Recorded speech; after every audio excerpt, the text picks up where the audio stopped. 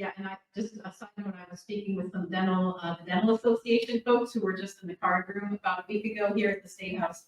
And one of them did confirm what I heard during COVID, that this mask mouth was an issue because of dental cavities and bleeding and all sorts of gum bleeding and all sorts of problems. But maybe it was the popcorn, Elizabeth. I didn't think of that. Maybe it wasn't the mask. So, we do need to do the research to find out what was really going on. Thought I had a little levity here. And our last and final speaker, and then I'm going to turn it over to you guys if you want to say a word, and then if you have any follow-up comments or questions.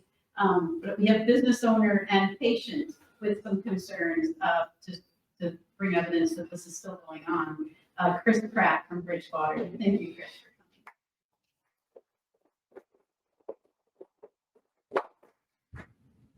I was going to go through a litany, Mr. Burton, but everyone said it all about 10 times, so I won't waste everybody's time going through the same crap that we know doesn't work and doesn't seem to change.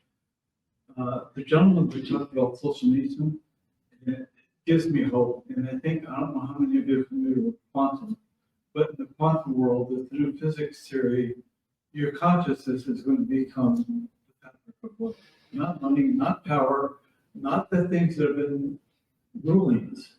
Unfortunately, they're still in charge. They still own everything. This new philosophy of being responsible for who you are and what you become and taking responsibility for yourself in this new world is the new consciousness. But it's going to take time. In the interim, we got all this crap going on of people trying to cope with these crazy laws and these crazy things. Because the people with money don't want to let it go. They don't want to be the most moral, the most honest, the most trustworthy person. They want to be the richest. And that dichotomy is where we're all stuck. And Solzhenitsyn, who said, ultimately, we just need to be responsible for who we are. We need to take responsibility, not with our congressman, not with our somebody else. We need to make decisions for what we believe. And that will become the future, I think.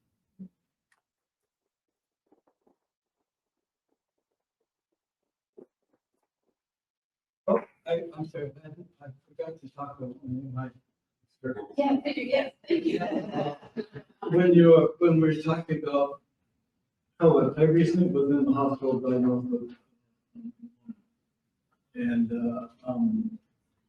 he asked me to take a swab, the COVID swab, and I said no. And he argued with me several hours, and I stood my ground. I said, I think that's fraud, and I'm not going to subject myself. I still have problems thinking that I don't have the fever and I don't have the cough. Somehow I can still remember when that came out. It's symptomatic. So, but anyhow, he finally honored my thing, but I was placed in isolation.